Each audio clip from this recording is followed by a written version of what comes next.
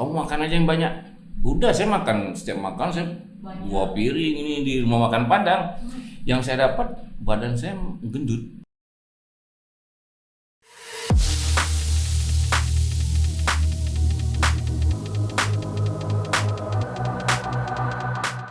Halo sahabat Neo, selamat datang di edisi pertama Neo Podcast. Nah, hari ini kita kedatangan tamu dari atlet Binaraga Provinsi Riau yang akan bertanding di PON Papua 2021. Kita sapa dulu Bang Gugun dan Mak Agus. Halo Bang, selamat siang. Halo sahabat Neo. Iya, jadi Bang, untuk PON Papua ini berangkatnya tanggal berapa Bang kira-kira dari Pekanbaru? Siapa ini? Boleh. Jawab. Tanggal 30. Tanggal- Tapi sebelum tanggal 30 kita tes PCR ya. Ya, siap. Tanggal 28.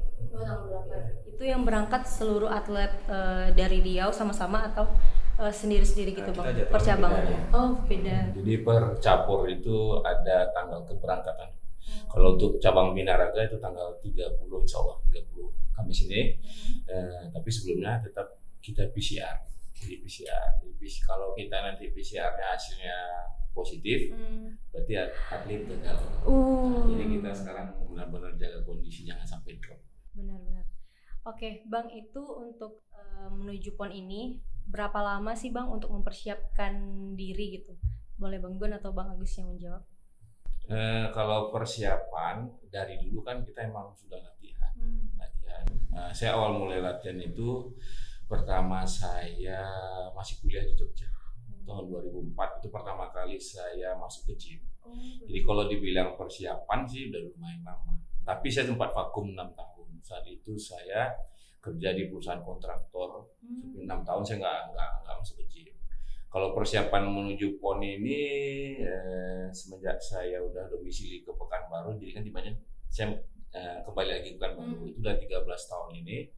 Alhamdulillah semasa 13 tahun itu saya fokus dari latihan, pola makan, segalanya sudah saya terapkan.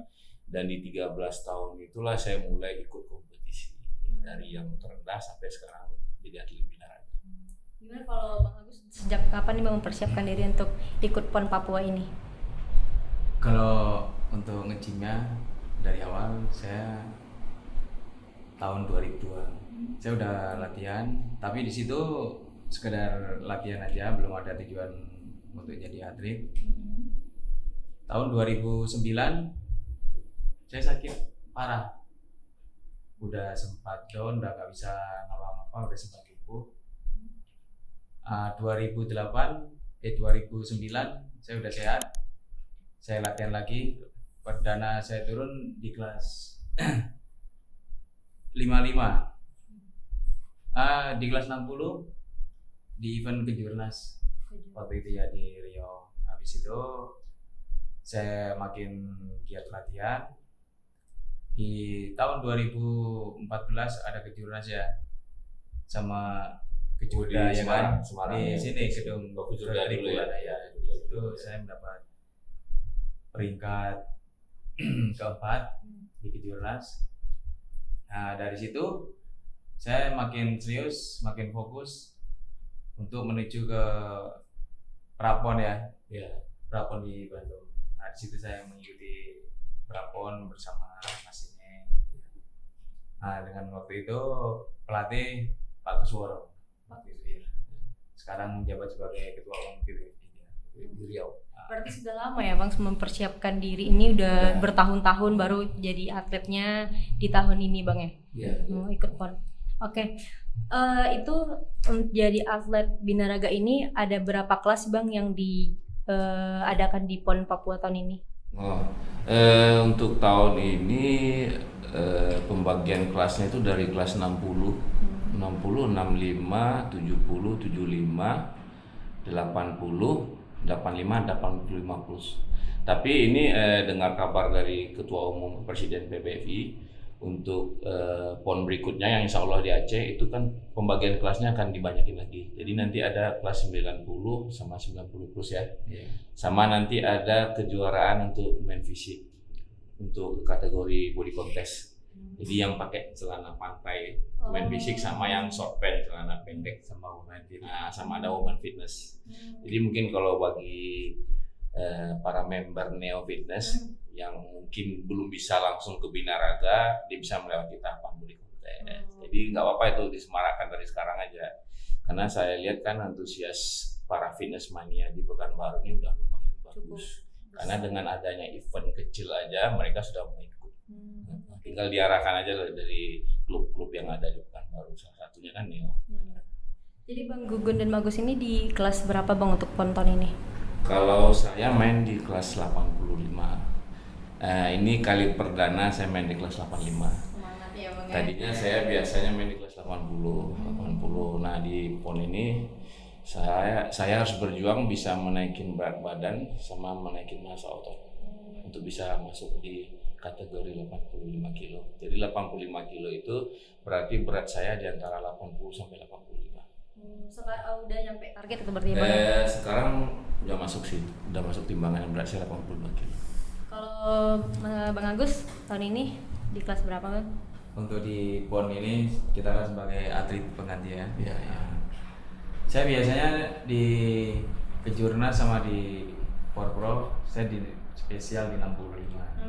Karena ditunjuk di kelas 60, otomatis saya menurunkan berat badan sangat jauh. Jadi kita kebalikan. Kalau saya disuruh naikin, kalau Mas Kufanto menurunkan. Dari bagian berat 72 dijadikan ke 60. Itu dietnya keras atau Ya, susah nggak ya Bang? kalau Menurunkan dari berat badan? segitu dietnya ekstrim ya. Ekstrim. Butuh berapa bulan tuh Bang untuk menurunkan berat badan? Kurang lebih 2 bulan. 2 bulan, Iya. 10 Jadi- kilo berarti Bang? Ya, jadi sekarang berat saya udah 61. Bang Gugun 80, Bang Agus 60 berarti 60, sekarang. ya. Saya 85. Oh 85, oh iya benar 85. Oke, selanjutnya nih Bang, yang Ega ingin pertanyakan sebenarnya untuk menjadi atlet binaraga ini kita harus ikut tes dulu kan, tes sebelum jadi atlet itu ada beberapa tes yang harus diikuti. Nah itu tuh apa aja sih Bang tesnya? Oh, jadi tes Untuk nggak ada saya. PON. Iya untuk Oh, lulus untuk lulus atlet-atlet atlet yang lain. binaraga yang mau ke PON gitu, Oh, tesnya betul. apa aja? Biasanya kita melalui tahapan pertama biasanya diadakan kejurda ya di daerah ya. Ya, berarti Biasanya ada kan. untuk kita kan domisili Riau. Jadi nanti Riau tuh mencari atlet yang bisa diturunkan di ajang prapon melalui seleksi ya, seleksi daerah. Namanya kejurda. Itu diambil dari tiap kelas itu satu ya, Ya. minimal satu. Jadi kayak di seleksi daerah dulu lah, Satu kelas satu. regional Riau kan. Nanti baru kita udah punya calon nama yang main di tiap kelas, kita masukin ke prapon. Prapon itu biasanya setahun sebelum PON. Nah, dari prapon itu kan banyak daerah lain yang ikut kayak provinsi Sumatera Barat, provinsi Bengkulu. Jadi ngambil tiket untuk 5 orang tiap kelas untuk maju ke PON. Nah, di tahapan. Nanti udah masuk ke PON, kita ada tahapan tes doping lagi ya. Ada tes doping. Jadi atlet itu bisa melaju ke PON, dia harus bebas doping dulu. Nah, itu di tahun ini semenjak PAPSI, dulu kan namanya Indo organisasinya PAPSI, sekarang jadi PBFI. Jadi aturan PBFI ini sekarang zero doping. Jadi dia tidak mau atletnya yang memakai doping. Jadi kalau udah terdapat doping langsung dicolok. Langsung out ya Langsung Bang? ya, tidak ada ampun. Oke, selanjutnya nih Bang, untuk menjadi atlet binaraga itu jadwal latihan, pola makan, pola latihannya itu bagaimana ya Bang? Mas Kufanto. Mas Agus boleh. Kalau untuk jadwal latihan tergantung kita. Kalau seumpama kita punya kesibukan di pagi hari, kita bisa jadwalkan di sore hari kan gitu. Tapi kalau untuk mendekati event kita wajib latihan sehari 2 kali. Itu di pagi dan sore hari atau bebas? Pokoknya sehari 2 kali kita harus pandai membagi waktu. Terus untuk pola makan kita harus siap dengan pola makan yang dengan disiplin pola makan, disiplin istirahat, disiplin latihan. Karena kalau kita udah mencapai 3 hal itu kita pasti berhasil untuk membentuk badan yang otot yang keras tadi. Gitu. Kalau salah satunya kurang, kita tidak akan mencapai target itu. Oh, jadi kalau pola makan ini diperhatikan sama pelatihnya juga Bang Iya. tadi itu. Kalau untuk pola makan, saya jujur saya baru mulai melakukan pola makan sehat setelah saya terakhir tanding di Batam saat itu ya, Batam Event Nasional ya 2018. Ya 2018 itu saya Open, vakum ya karena pandemi kita kan nggak pernah tanding lagi. Jadi 2 tahun saya itu sempat naik berat badan itu 96 kilo. Jadi di akhir tahun 2020 kan di akhir 2020 pas itu pembentukan PBFI untuk PBFI Pekanbaru, kita selaku atlet Pekanbaru disuruh guest post buat ngisi acara. Nah, jadi karena guest post itu kondisi saya 96 kilo kan nggak mungkin, itu dibanyakan gemuk. Nah, jadi saya berusaha di awal Januari 2021 saya mulai diet. Dari 96 sampai di Mei itu saya udah 88 kilo. Jadi kalau bicara masalah persiapan, sebenarnya kalau kita udah atlet pro seperti ini kan udah selalu menjaga pola makan. Kita menjaga pola makan dengan low karbo, tinggi protein, fatnya sedang. Kalau untuk jadwal latihan, karena kita dulunya udah biasa latihan sendiri, kayak kita punya program sendiri. Kayak saya kan latihan itu saya mengutamakan latihan kaki. Karena saya sendiri pribadi kelemahan saya di kaki. Karena kan saya beranjak dari pertandingan body contest, bukan langsung jadi atlet binaraga saya. Jadi saya melewati tahapan sampai saya jadi atlet binaraga, jadi kelemahan saya di kaki. Jadi saya untuk jadwal kaki itu saya bikin seminggu 3 kali. Tiga kali, sisanya upper body, chest, punggung sama bahu. Nah, setelah kita masuk ke PON, tentu kan kita punya pelatih khusus. Asrel Wandi itu juara dunia sama juara PON 6 kali berturut-turut dapat medali emas. Itu orang Riau asli. Jadi dia yang melatih kita, dia yang gembleng kita. Nah, dari program latihan dia itulah yang kita turunkan ya sampai 2 bulan ini. Jadi progres yang kita dapatkan memang bagus semenjak dilatih sama Pak Asrel Wandi. Oke Bang, ini mungkin buat yang dengar podcast kita pada tahu dia masih memulai ingin menjadi atlet binaraga gitu kan Bang, tapi dia masih memang dari nol. Itu ada nggak tips dari Abang untuk pola latihannya dari awal banget itu gimana Bang? Boleh saja dulu. Boleh. Karena kelemahan para fitness mania ini sebelum memulai latihan tuh dia melihat ekspektasinya terlalu tinggi. Kadang dia melihat sekarang kan banyak YouTube gitu kan, channel YouTube yang binaraga bagus. Dia mikir membentuk badan tuh bisa 3-4 bulan seperti itu. Itu salah. Jadi saya pribadi dari saya ceritain dari 2004 saya mulai pegang besi sampai sekarang udah berapa tahun? Paling dipotong 6 tahun tadi kan. Jadi sebenarnya yang harus kita lakukan itu disiplin sama konsisten. Kita latihannya rutin, mungkin kayak Bang Agus bilang tadi pagi sore, penting kita bisa bagi waktu. Terus pola makan kita bagus, kita tahu gimana dengan tubuh kita ini butuh berapa kalori untuk hariannya gitu kan.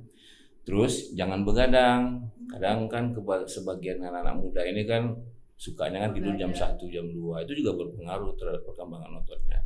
Nah, jadi 3 itu kalau kita terapkan, itu akan ada progres, tapi tidak bisa cepat. Tidak ada yang instan gitu kan. Nah, setelah mungkin menjalani pasti 3-4 bulan ada perubahan. Tapi kalau untuk melihat seperti atlet-atlet yang punya prestasi itu saya kira nggak mungkin 3-4 bulan.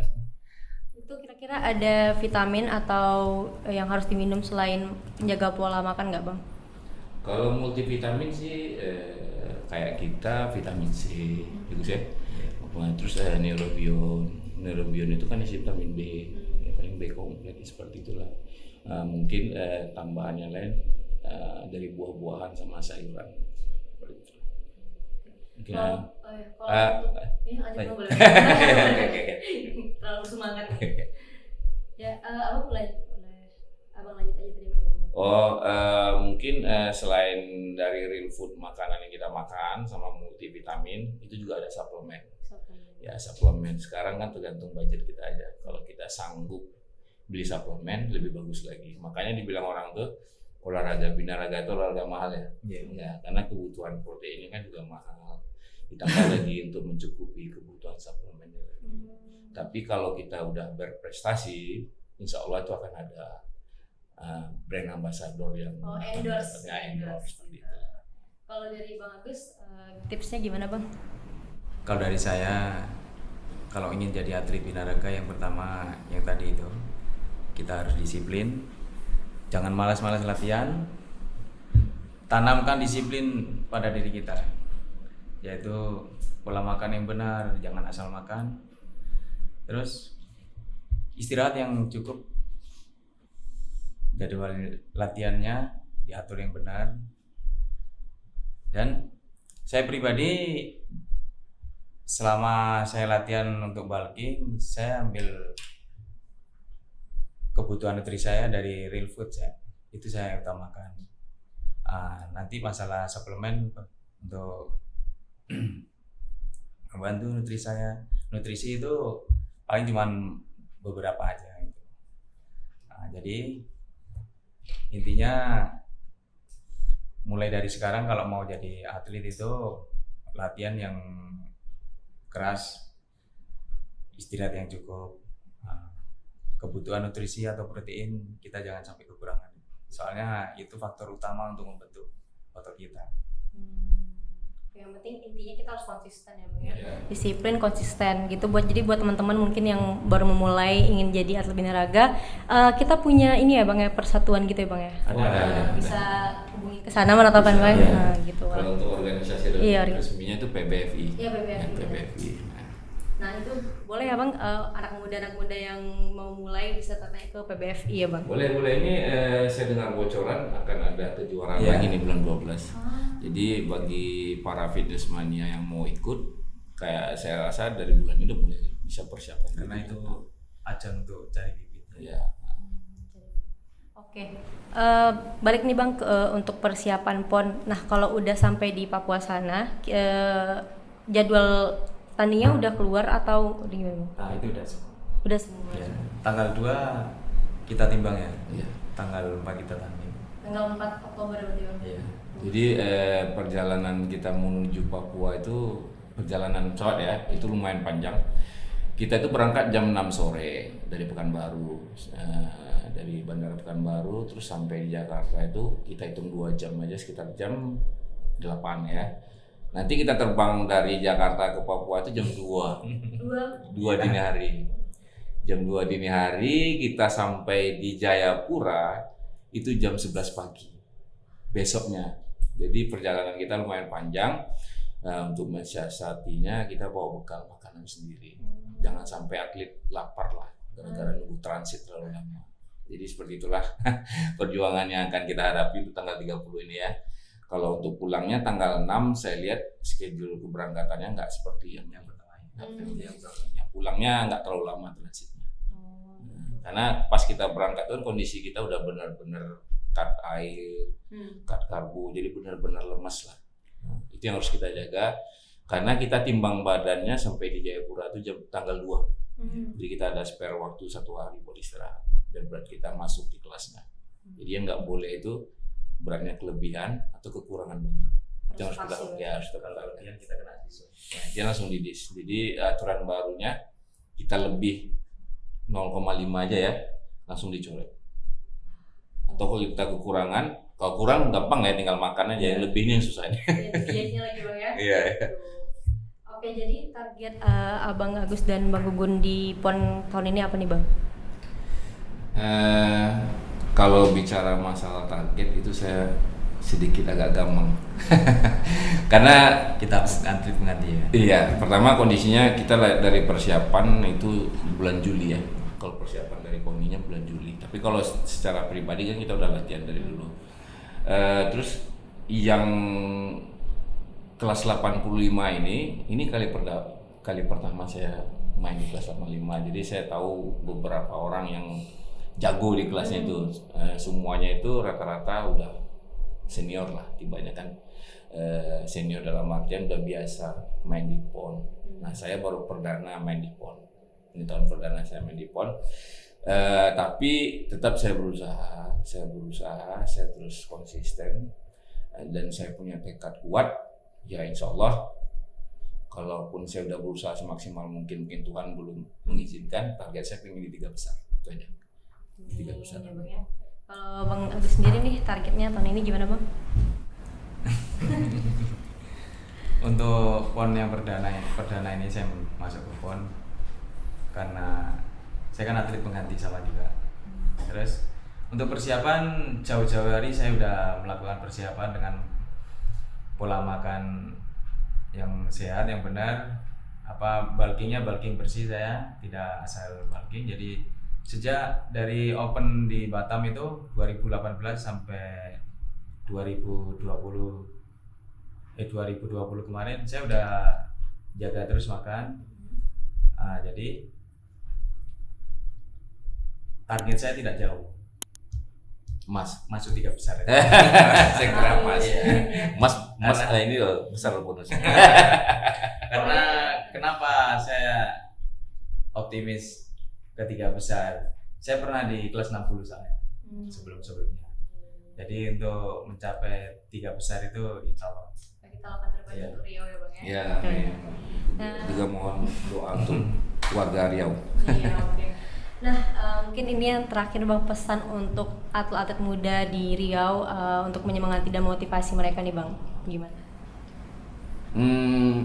Ya kita ngulang lagi pembicaraan seperti tadi kan. Yang penting tuh kalian jalani aja dulu semua ya.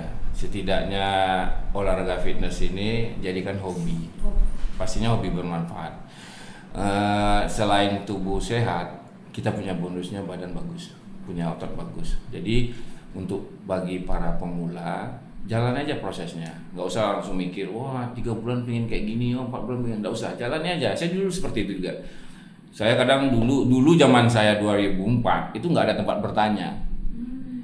Kalau kita bertanya sama senior, gimana cara bisa besar? Kamu makan aja yang banyak. Udah, saya makan, setiap makan saya 2 piring ini di rumah makan Padang. Yang saya dapat badan saya gendut kan. Jadi kan itu makanya sekarang, dulu belum ada bisa nonton channel YouTube gitu kan, bisa.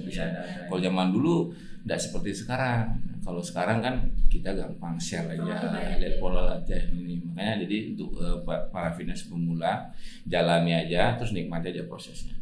Kalau kalian tetap konsisten dan disiplin, saya yakin pasti akan berhasil.